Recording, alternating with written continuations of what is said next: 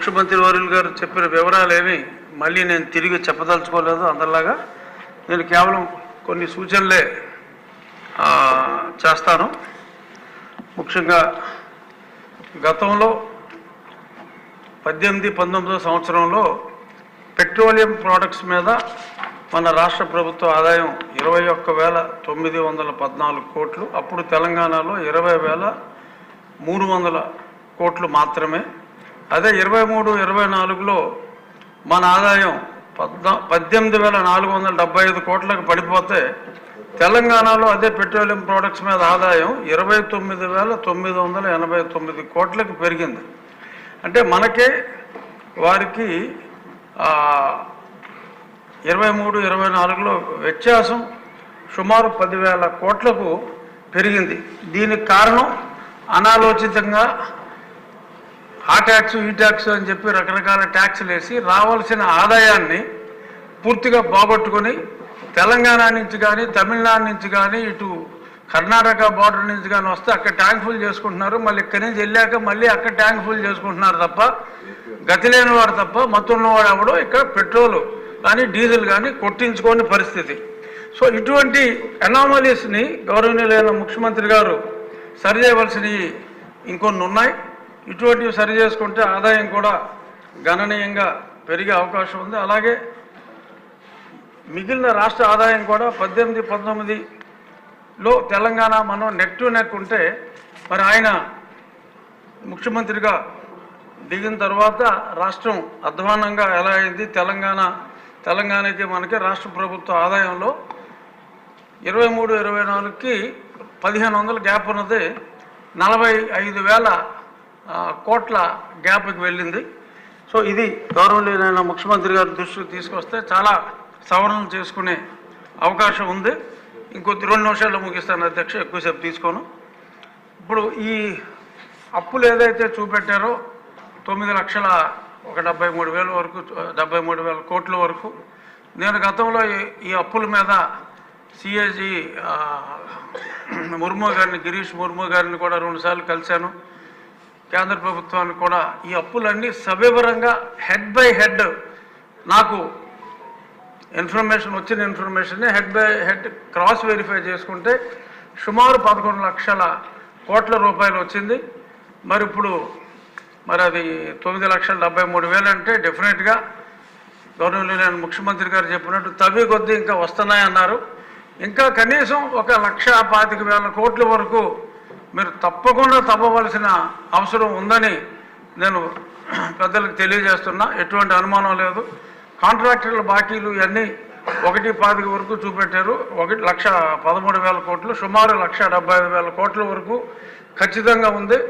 ఈ రాకపోవడానికి కారణం ఏంటంటే గత ప్రభుత్వంలో ఏ అధికారులు అయితే ఉన్నారో ఆ అధికారులను ఇంకా కంటిన్యూ చేసి వాళ్ళనే ఇన్ఫర్మేషన్ ఇవ్వమంటే వాళ్ళ మొహమాటంగా కొంచెం ఇంకొంచెం ఉండడం చూడంటే ఇంకొంచెం అలా ఇవ్వడం జరుగుతుంది. ఎంతోమంది ఫైనాన్స్లో ఉన్న అధికారులు ఉన్నారు, అదే డిపార్ట్మెంట్లో ఉంటారు, వాళ్ళని పక్కకు పంపించేశారు. వాళ్ళని పిలిపించే ఇన్ఫర్మేషన్ తెచ్చుకుంటే ముఖ్యమంత్రి గారికి 3-4 రోజుల్లో అంత ఇన్ఫర్మేషన్ వస్తుంది. అలాగే ఇన్నోవేటివ్ సజెషన్స్ ఏమన్నా ఉంటే ఈ రోడ్ల గురించి చూచాయిగా చెప్పారు. ఇంకా కొన్ని సలహాలు మరి నాకు కూడా ముఖ్యమంత్రి గారు సమయం ఇస్తే 15,000 కోట్ల ఆదాయం మన రాష్ట్రానికి వచ్చే ఉపాయం ఉంది. ఆయన సమయం ఇస్తే ఆయనకు అది కూడా చెప్తాను అధ్యక్ష. ఇక అన్ని విషయాల మీద మనం ఒక డీటెయిల్ చర్చ పెట్టుకుందామని ప్రతిదానికి అనుకుంటున్నాం. కానీ సభా సమయం మనం 10 దినాలు పెంచుకోకపోతే అవి మనం మాట్లాడుకుంటాం కష్టమవుతుంది అధ్యక్ష, మాటలకే పరిమితం అవుతుంది. కాబట్టి తమరు సభా సమయాన్ని ఈసారి కాకపోయినా వచ్చేసారైనా డిస్కషన్కి ఎక్కువ అవకాశం ఉండేలాగా పెంచమని మనస్ఫూర్తిగా కోరుకుంటూ ధన్యవాదాలు. చౌదరి గారు. అధ్యక్ష, ఎన్నో ఆశయాలతో నమ్మకంతో ఒక విజనరీని ముఖ్యమంత్రిగా చేస్తేనే ఈ రాష్ట్రం బాగుపడుతున్న నమ్మకంతో ఒక శాడిస్ట్ ప్రభుత్వాన్ని సాగనంపి మనందరినీ అధికారంలోకి తెచ్చారు.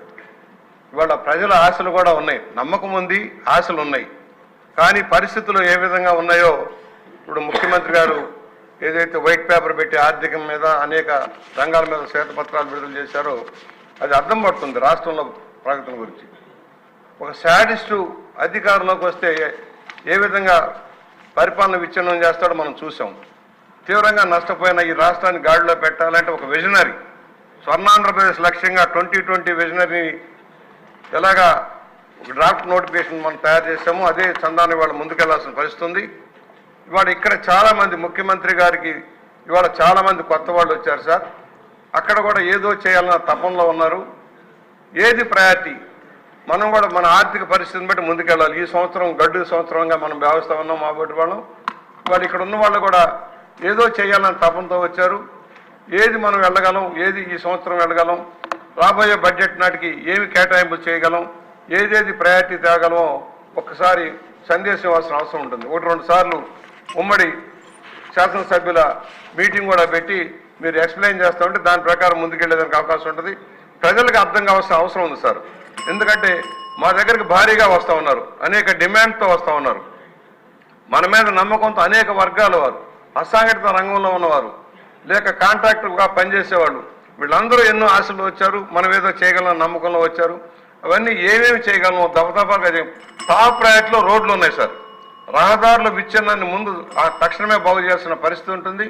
అదేవిధంగా పన్నుల భారం తగ్గించేటప్పుడు కూడా 1-2 సార్లు ఆలోచించి సామాన్యుడి మీద భారంగా ఉన్న పన్నుల విషయంలో సరళంగా వ్యవహరించడానికి ప్రయత్నం చేయవలసిందిగా విజ్ఞప్తి చేస్తూ, ప్రజలకు నమ్మకం ఉంది సార్, మాకు మీ మీద నమ్మకం ఉంది. నాబోటి వాళ్ళు మా జీవన కాలంలోనే ఈ స్వర్ణాంధ్రప్రదేశ్ మీరు సాధించగల నమ్మకంలో ఉన్నాం. దానికి మేమందరం కూడా కృషి చేస్తాం, సవినయంగా మనవి చేస్తా ఉన్నాం. విష్ణుకుమార్ రాజు గారు.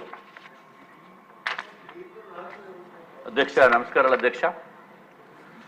అత్యంత దుర్మార్గమైన పరిపాలన 5 సంవత్సరాలు చూసాం అధ్యక్ష. ఏదో దెబ్బలో కొట్టేయటమో దోచేయటమో అని అనుకున్నాము, కానీ దారుణంగా రాష్ట్రాన్ని అప్పులతోటి ముంచేసిన ప్రభుత్వము మన స్వాతంత్ర్యం వచ్చిన తర్వాత ఏ రాష్ట్రంలోని కూడా ఇంత దారుణంగా ఎక్కడ జరగలేదు అధ్యక్ష.